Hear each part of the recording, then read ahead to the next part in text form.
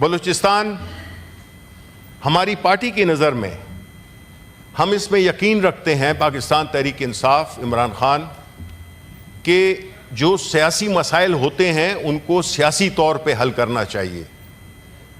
طاقت کا استعمال سب سے آخر میں ہوتا ہے، اور خاص طور پہ جب آپ کے اپنے ملک کے لوگ ہوں جو کہ ان کی جو بھی رنجشیں ہیں، جو بھی ان کی شکایات ہیں، جو بھی ان کے مسائل ہیں، اس پہ ان کو انگیج کیا جائے۔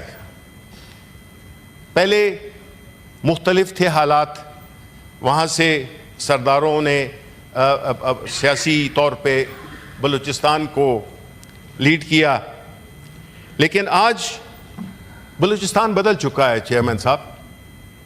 بلوچستان میں جو ینگ لوگ ہیں ان کی کچھ مختلف ریکوائرمنٹس ہیں۔ جو آج کل کی جنریشن ہے، ینگ جنریشن، یہ بلیک اینڈ وائٹ میں دیکھتی ہے، یہ گرے ایریاز میں نہیں جاتی، جبکہ ہماری جنریشنز کے لوگ ہم ادھر زیادہ پھرتے تھے گرے ایریاز میں۔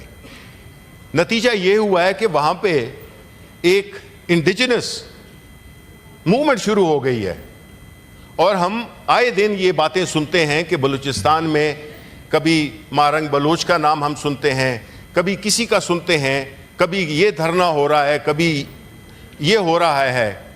بلوچستان میں جو الیکشنز ہوئے وہ ہم جانتے ہیں کہ وہ کس طرح ہوئے، جس طرح پورے ملک میں ہوئے، لیکن بلوچستان میں تو ایک اور ہی لیول تھا، جس کی وجہ سے وہاں کے لوگوں میں ایک بڑا اضطراب پایا جاتا ہے، اور اس اضطراب کی وجہ سے یہ ساری جو وہ ہے ایک ماحول بن گیا ہے، وہ نہ بلوچستان کے حق میں ہے نہ پاکستان کے حق میں ہے۔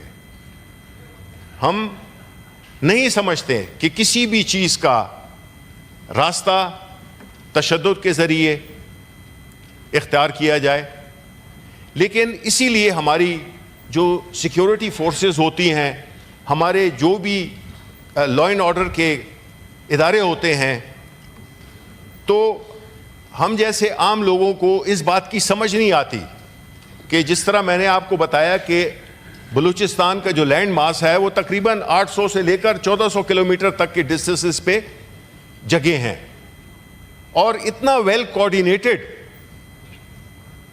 ایک دہشت گردی کا ایک واقعہ ہوا جس میں کہ کوئی ایک پوائنٹ نہیں تھا جس میں کہ اتنے اسے تھا یہ کیا تھا، جس میں کہ لسانیت کی بنیاد پہ آیا کوئی لسانیت کو پروموٹ کرنا چاہتا ہے، فرقہ واریت کے لیے پروموٹ کرنا چاہتا ہے۔ کیا ہے پاکستان کے عوام جاننا چاہتے ہیں، لیکن صرف یہ نہیں ہے۔ اگر آپ پنجاب میں بھی دیکھ لیں تو وہاں کی پولیس جو کہ برسر پیکار رہی ہے پچھلے 1.5 سال میں، پاکستان تحریک انصاف کے ورکروں کو، لیڈروں کو اٹھانے میں ان کے گھروں میں گئے ہیں، ان کی خواتین کو بے عزت کیا ہے، ہر طرح کا ظلم ڈھایا ہے۔ تو دوسری طرف جو کچے کے علاقے میں ہوا پولیس کے ساتھ، ہم اس کی شدید مذمت کرتے ہیں کہ پولیس جو جوان تھے ان کو لائک اے سٹنگ ڈک ان کو مار دیا گیا، اور جو آئی جی پولیس ہیں وہ ایک شخص کی برآمدگی پہ وہ بھی پتہ نہیں مختلف باتیں ہو رہی ہیں، وہ مبارکباد اور وہ لے رہے ہیں، کریڈٹ لے رہے ہیں۔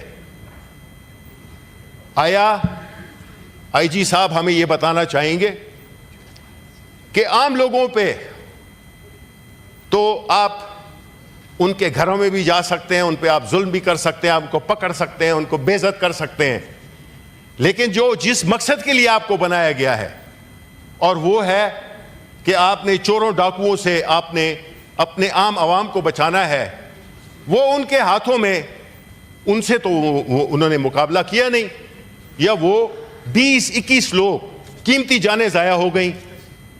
تو آپ آیا پروفیشنلی تیار نہیں تھے، یا آسان ہے مجھ جیسے لوگوں کو یا عام پاکستانیوں کو گھروں میں سے اٹھا لینا، اٹیک کر دینا، گھروں میں گھس جانا، یہ تو آسان ہے، یہ تو سافٹ لوگ ہیں، سافٹ کے لیے آپ تیاری ہیں، لیکن جو ایکچولی ہارڈ کور جو کہ آپ کی ڈیوٹی بنتی ہے وہ آپ نہیں کرتے. یہ بھی کسی کے بیٹے کسی کے بچے تھے جو پولیس میں کے ہوئے. تو اس کا مطلب یہ ہے کہ یہ صرف بلوچستان میں اس قسم کا انٹیلیجنس فیلور آپ کہیں گے کہ اتنی بڑی لیول پہ ایک آپریشن ہوا ہے یا جو بھی اٹیک ہوا ہے اس کا کسی کو پتہ ہی نہیں چلا؟ یہ کیسے ہو گیا؟ یہ ہم کیسے مان لیں؟ ہمیں بتایا جائے. انٹیریئر منسٹر یا جو ہیں اپنے فارن منسٹر صاحب تو یہاں پہ بیٹھے ہوئے ہیں, وہ ہمیں بتائیں کہ یہ کیا ہو رہا ہے ملک میں. لا اینڈ آرڈر کی سچویشن اتنی بدتر ہو گئی ہے کہ جس میں کوئی بھی شہری اپنے آپ کو محفوظ نہیں سمجھتا. ایک وجہ جو ہماری سمجھ میں آتی ہے کہ ان واقعات سے جو بلوچستان میں ہوا, جو پنجاب میں ہوا, جو خیبر پختونخوا میں, اس سے تو یہ ظاہر ہوتا ہے کہ ان قسم کے حالات میں جس طرح کے سینیٹر کامران مرتضیٰ نے کہا کہ ایسے حالات میں اس ملک میں کون انویسٹمنٹ کرے گا. لیڈر آف دا ہاؤس یہ بہتر طور پہ جانتے ہیں کہ اکنامک پراسپیرٹی کے لیے, اکنامک سٹیبلٹی کے لیے کیا وہ ماحول چاہیے ہوتا ہے, وہ کیا ایکو سسٹم کیا ہے. بیٹھے ہوئے ہیں ہمارے فائنانس منسٹر بھی. اب پہلے تو میں ان کے ساتھ ہمدردی کرتا ہوں کہ وہ ایسے دور میں آئے جس میں کہ ایک ایسی حکومت کا حصہ بنے جو کہ لیجیمیسی سے سٹرگل کر رہی ہے. جس طریقے سے یہ حکومت بنائی گئی ہے ان میں لیجیٹیمیسی نہیں ہے, اور یہ اللہ کا قانون ہے کہ ہر چیز کے لیے ایک طریقہ کار رکھا ہوا ہے. جن لوگوں کو, جن حکومتوں کو عوام کی سپورٹ حاصل نہیں ہوتی ہے وہ اکنامک 1000 سٹیپس لے لیں وہ کامیاب نہیں ہوگی. اور ہمارے فائنانس منسٹر کا کام کیا ہے؟ یہ نہیں کہ اپنے اورنگزیب صاحب, میں ان کو ذاتی طور پہ جانتا ہوں, انتہائی نفیس اور انتہائی کمپیٹنٹ آدمی ہے, بڑی زبردست بینکنگ کر رہے تھے. پتہ نہیں ان کو مجھ سے مشورہ کیا ہوتا تو میں ان کو مشورہ نہ دیتا کہ وہ سیاست میں آئیں. اب آئی گئے ہیں تو پھر ان کو یہ بھی سوچنا ہوگا کہ بینکر اکانومسٹ نہیں ہوتا. میں خود بینکر رہ چکا ہوں.